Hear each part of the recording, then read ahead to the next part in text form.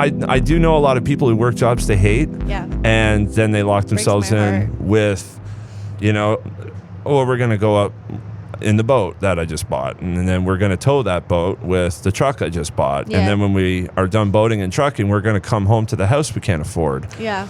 And then you know what I mean? And on it goes. And so that stuff fills like a void for a bit. And then it becomes another thing. And then you're left wanting again. Here's what I think about the void.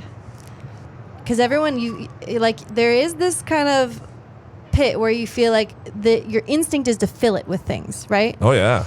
And but I think that there's a hole in you that is a well that you need to dig deeper into. And instead of trying to fill it up, you need to dig it deeper.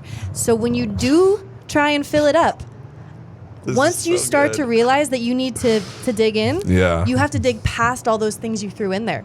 Oh, yeah. So the more things you use to fill up, the more of that you run into on your way down. Oh, my gosh. And it's okay because you can still go. You can start removing those things. You can peel them away. Those things are not you.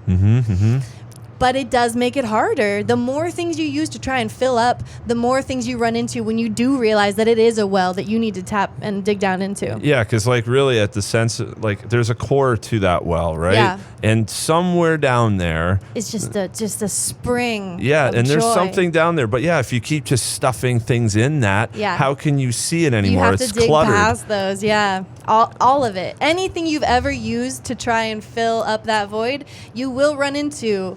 Once you start to unpack it, once you start to dig deep into it. Yeah. And that's okay. That is just part of the process. And everyone has their own version of that.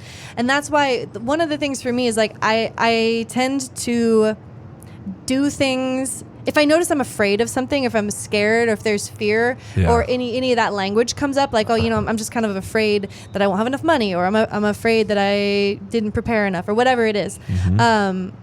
I tend to use fear as a signal for which way to go. So if I'm afraid of doing something, I do it.